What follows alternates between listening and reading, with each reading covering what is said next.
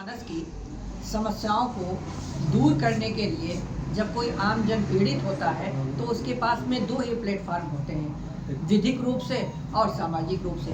विधिक रूप से हमारे अधिकारीगण होते हैं जिनके पास कोई भी पीड़ित पक्षकार होता है तो अपनी समस्या को लेके जाता है, और उसके बाद में जो व्यवहारिक दृष्टि से जनप्रतिनिधि जिनको हम चुनते हैं, सांसद, विधायक, ताकि वो हमारी कोई भी समस्या है उसका निस्तारण करवाने में हमारा सहयोग करेंगे। जब इन दोनों प्लेटफार्म से हमको कोई राहत नहीं मिलती, कोई पीड़ित व्यक्ति को कोई न्याय नहीं मिलता, तब एकमात्र देश का चौथा स्तंभ मीडिया, आप सब पत्रकार बंधु ही होते हैं जो पीड़ित की आवाज़ को पहुंचाने का कार्य करते हैं। इसलिए आज की इस प्रेस कॉन्फ्रेंस में, प्रेस वार्ता में आप सभी आए हुए पत्रकार बंधुओं का मैं हार्दिक रूप से स्वागत, वंदन और अभिनंदन करता हूं। और अब अपनी बात मैं बताना चाहता हूं कि मुझे किस बात की पीड़ा है, किस कारण से ये प्रेस वार्ता मैंने आयोजित करके आपके बहुमूल्य समय को लिया।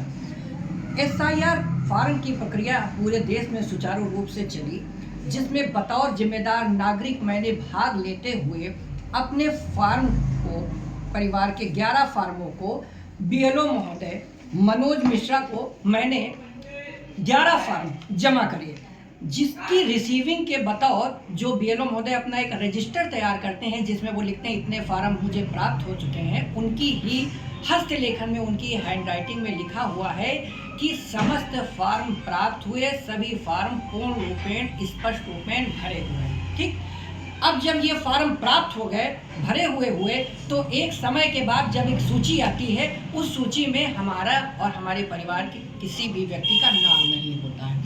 जब नाम नहीं होता है तो इस बाबत BLO महोदय से पूछताछ की जाती है, जानकारी की जाती है मेरे द्वारा व्यक्तिगत स्तर पर कि भाई नाम क्यों नहीं है। तो BLO महोदय मुझे एक ये सूची दिखाते हैं कि आपका इस सूची में नाम है।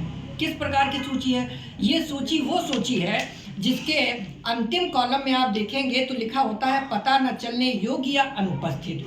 अब प्रश्न यहाँ पर ये होता है कि जब 11 फार्म भरे गए, BLO महोदय ने यहाँ पर रिसीविंग दी है, उनके द्वारा लिखा गया है कि फार्म प्राप्त हुए, तो इस सूची में नाम आना किस प्रकार से है मैं ये समझ नहीं पाया। इस बात को स्पष्ट करने के लिए मैं पुनः BLO महोदय से मिला और फ़ोन से भी संपर्क किया। मैंने उनसे पूछा कि ये नाम सूची में मेरे गायब कैसे हुए और मेरे फार्म कहाँ है, फार्म अनुपस्थित की सूची में मेरा नाम कैसे आया।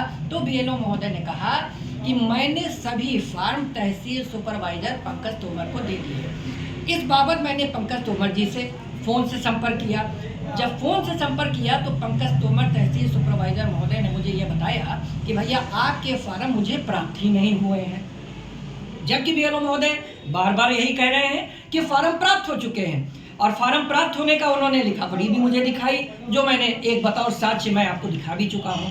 अब प्रश्न ये हुआ कि दोनों की रस्साकसी में मैं कहाँ पर दोषी हूँ। जब मुझे समझ में नहीं आया, मैंने इंतजार किया, देखा, तब मैंने वही शरण ली जो एक आम आदमी, एक पढ़ा लिखा व्यक्ति अपने मूलभूत फंडामेंटल राइट्स का प्रयोग करके लेता है। वो शरण क्या है? वो शरण ये है, SDM महोदय को मैंने एक प्रार्थना पत्र दिया दिनांकित 21/1/2026 को।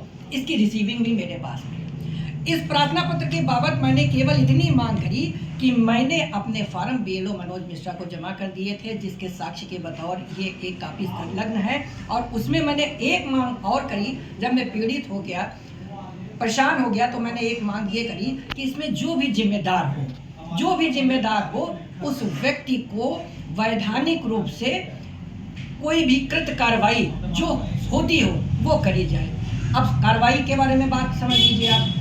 मुझे जहाँ तक जानकारी है कि अगर किसी भी दायित्व या किसी भी जिम्मेदारी पर रहने वाला कोई व्यक्ति अपने कर्तव्य का उचित प्रकार से निर्वहन नहीं करता है तो उसको लोप की श्रेणी में रखा जाता है। लोप एक विधिक शब्द है जिसका मतलब ओमिशन होता है। अब मैं आपको एक बात और बता देना चाहता हूँ, फार्म अपूर्णता की अगर बात यहाँ पर लिखी थी तो मेरे मन में ये प्रश्न आया कि अपूर्ण फार्म अगर हो सकता था तो मान लीजिए मेरे कोई फार्म में त्रुटि भी हो सकती है। भाई त्रुटि तो सामान्य से सबसे होती है। तो 11 फार्म है, 11 फार्म में एक फार्म में त्रुटि हो जाए, 2 फार्म में त्रुटि हो जाए, 3 फार्म में त्रुटि हो जाए, पूरे सारे 11 फार्म में ही मेरी त्रुटि हो सकती है। ये बात जब मैंने सोची तो मैंने दिनांक 22 तारीख को एक RTI भेजी।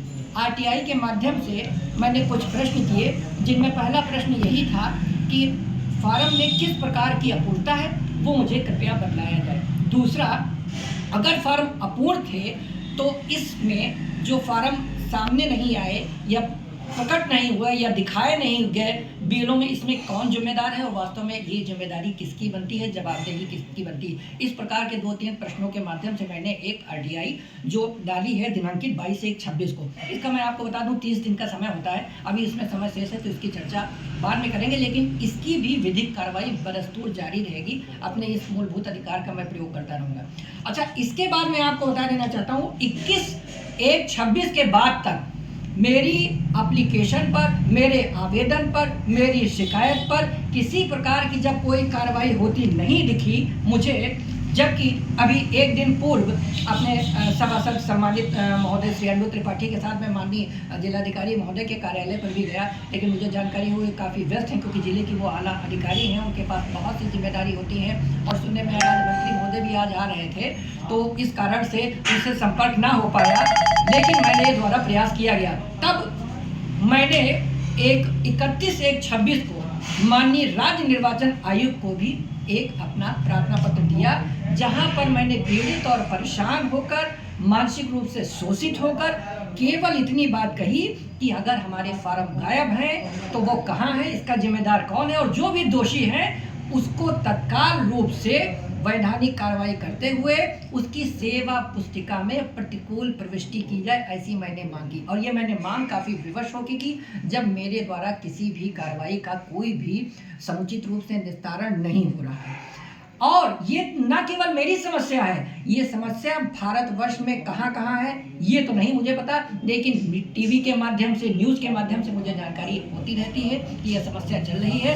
अभी इसके बाद अगर आप पूछेंगे तो जो हमारे सम्मानित वार्ड के पहले नागरिक कहे जाते हैं सभासद श्री अनु त्रिपाठी जी यहाँ पर मौजूद हैं, वो भी आपको बताएंगे। मेरा केवल आला अधिकारियों के माध्यम से इतना निवेदन है कि मेरी इस समस्या का निस्तारण करते हुए मेरे नाम जोड़े जाएं, और साथ ही मैं ये मांग भी करता हूं कि इस प्रकार जो भी भारतीय जनता पीड़ित हो रही है, ग्रसित हो रही है, शोषित हो रही है, जो भी जिम्मेदार हो कानूनन रूप से, वैधानिक दृष्टि से उनके ऊपर कार्रवाई करी जाए, ये मेरी मांग है।